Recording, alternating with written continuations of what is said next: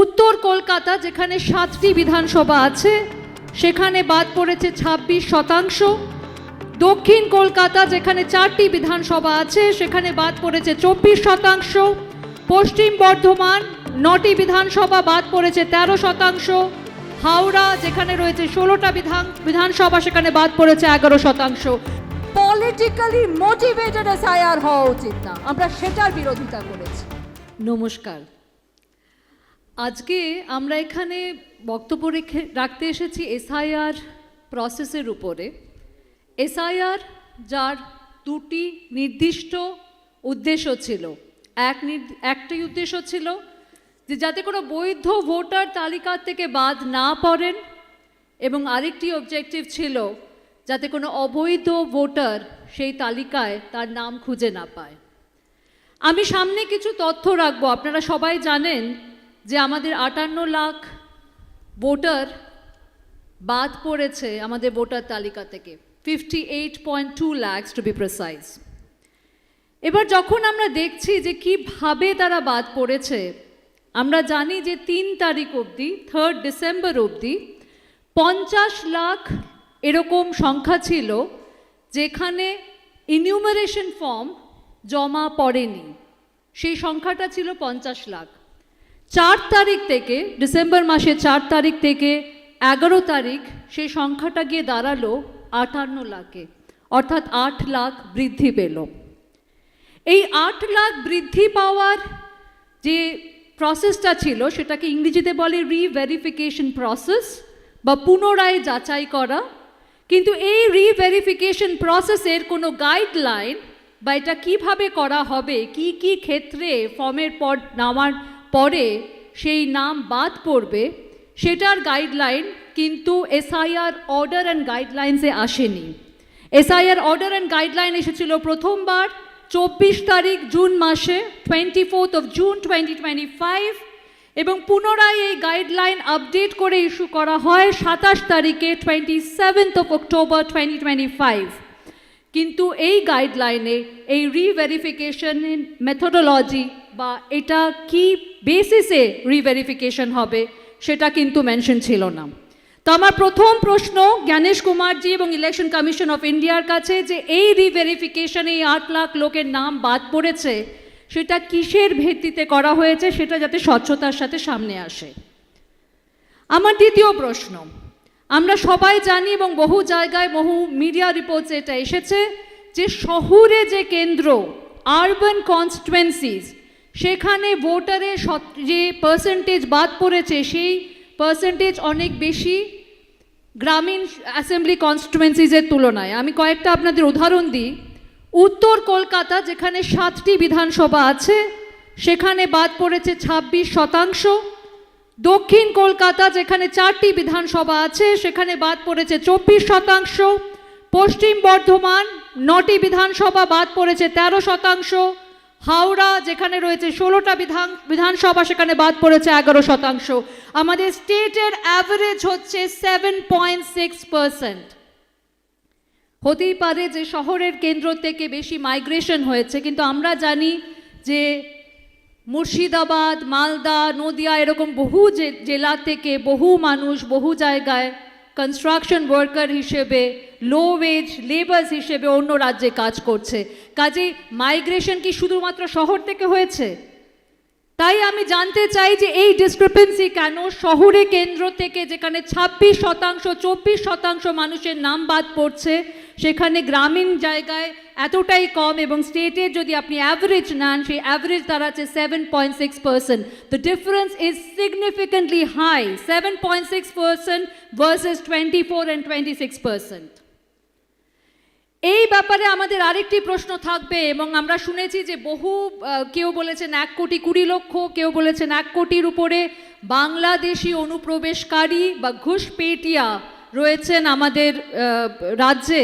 তো আমি জানতে চাইব যে ঠিক কত লক্ষ বাংলাদেশি অনুপ্রবেশকারীদের খুঁজে পাওয়া গেছে এবং তাদের নাম বাদ পড়েছে। তো সেই সংখ্যাটা জানার জন্য নিশ্চয়ই আমি কংগ্রেসের তরফ থেকে আমি আগ্রহ প্রকাশ করব।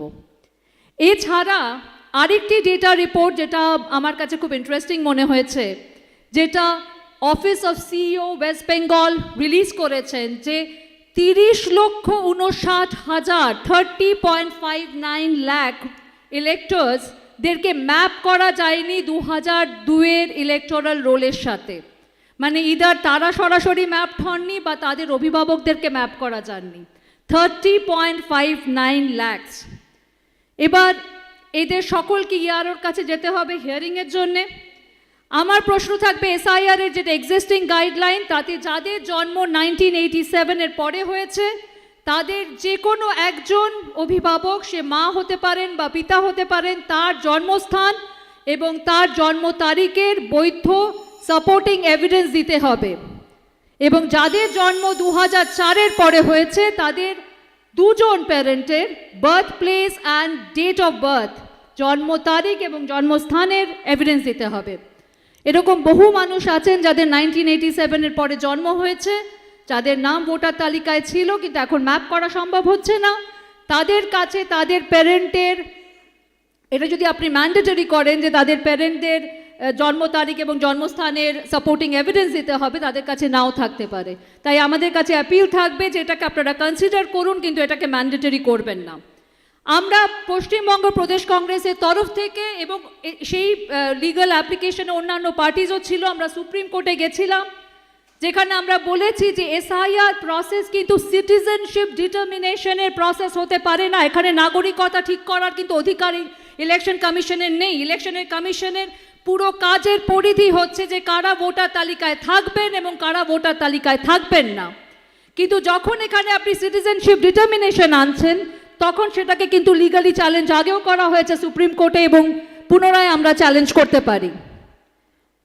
সর্বশেষে আমরা বলবো যে সিইও ওয়েস্ট বেঙ্গল অ্যানাউন্স করেছেন কালকে একটি মিডিয়া কনফারেন্সে যে 1,30,00,000 এরকম মানুষ আছে যাদেরকে ম্যাপ তো করা গেছে, কিন্তু সেই ম্যাপ নিয়ে তাদের কিছু সংশয় রয়েছে, সেই ম্যাপিংয়ের মধ্যে কিছু ভুল বা ভ্রান্তি হয়ে থাকতে পারে।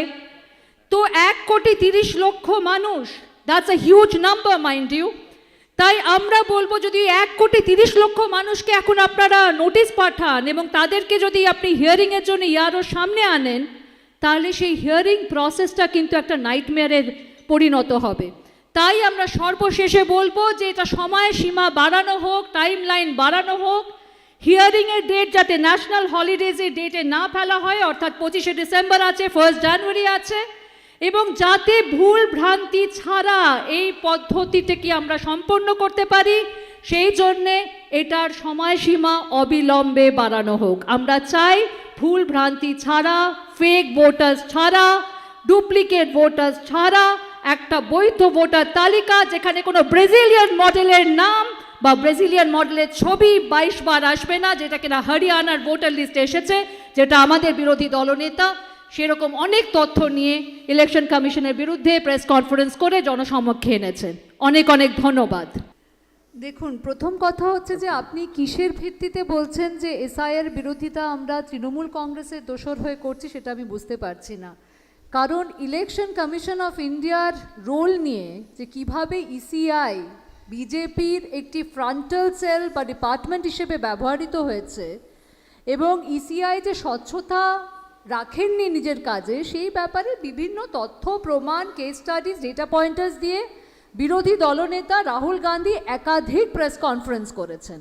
এবং সেখানে কিন্তু প্রশ্ন শুধু পশ্চিম বাংলাকে নিয়ে ছিল না, সেন্ট্রাল বেঙ্গালুরু, কর্ণাটকার ইলেকশন, গত বছরের লোকসভা নির্বাচন, মহারাষ্ট্র এবং হরিয়ানার বিধানসভা নির্বাচনের তথ্য আমরা সামনে এনেছি, যেখানে হাজার হাজার এন্ট্রি হয়েছে হাউস নাম্বার 0 দিয়ে, পিতার নাম ABCD দিয়ে, বা যেখানে ব্রাজিলিয়ানের মডেলের ছবি 22 বার এসেছে হরিয়ানার ভোটার লিস্টে, বা এমন এরকম বহু তথ্য আমরা দেখেছি। এবং সেখানে শুধু একটি বা দুটি এন্ট্রিতে ভুল নয়, হাজার হাজার লক্ষাধিক এন্ট্রিতে ভুল।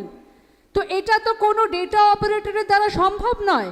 এটা একটা সেন্ট্রালাইজ কল সেন্টার থেকে করা হয়েছে, কিংবা এর পেছনে AI স্ক্রিপ্ট রয়েছে।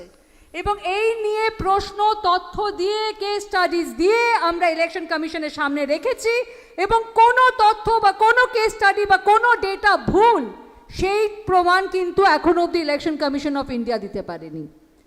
আমরা কোনোদিন এসআইআর এর বিরোধিতা করিনি, আমরা কোনোদিন বলিনি স্পেশাল ইন্টেন্সিভ রিভিশন হওয়া উচিত নয়। ইন্টেন্সিভ রিভিশন কিন্তু স্বাধীন ভারতবর্ষে বহুবার হয়েছে। আমরা বলেছি রাজনৈতিক উদ্দেশ্য দিয়ে পলিটিক্যালি মোটিভেটেড এসআইআর হওয়া উচিত না, আমরা সেটার বিরোধিতা করেছি। আমরা বিরোধিতা করেছি যে যেখানে ইলেকশন কমিশন অফ ইন্ডিয়া স্বচ্ছভাবে ব্যবহৃত হচ্ছে না এবং রাজনৈতিক উদ্দেশ্যের জন্য ব্যবহৃত হয়েছে, আমরা সেখানে বিরোধিতা করেছি। আমরা চাই যে একটা ফেয়ার আর ট্রান্সপারেন্ট প্রসেসে ভোটার তালিকা আসুক এবং সেই ভোটার তালিকা, যেটা আমরা বারংবার বলেছি যে নির্বাচনের 1 মাস আগে আমাদেরকে ইলেকট্রনিক ফরম্যাটে ভোটার লিস্ট দিতে হবে, যে ভোটার লিস্ট মেশিন রিডেবল হবে, তাহলে খুব স্বচ্ছভাবে দেখা যায় যে কোথায় ডুপ্লিকেট ভোটার্স আছে, কোথায় অবৈধ ভোটার্স আছে, কোথায় ফেক ভোটার্স আছে, এবং সেটা যে কোনো শাসক দল হোক, সেটা কেন্দ্রীয় শাসক দল বিজেপি হোক বা আমাদের রাজ্যের শাসক দল তৃণমূল কংগ্রেস হোক, আমরা তাদের চুরি ধরতে পারবো, বিরোধী দলেরা ধরতে পারবে। কাজে আমাদের প্রশ্ন খুব স্বাভাবিক।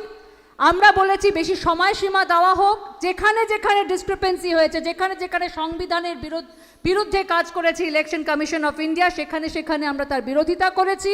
আমরা সুপ্রিম কোর্টে গেছি, আমরা প্রেস কনফারেন্স করেছি এবং হাওয়াতে কথা বলিনি, কেস স্টাডিজ দিয়ে, তথ্য দিয়ে, প্রমাণ দিয়ে আমরা আমাদের বক্তব্য সামনে রেখেছি। আরো ভালো ভালো খবর দেখতে সাবস্ক্রাইব করুন বাংলা হান্টির ইউটিউব চ্যানেল।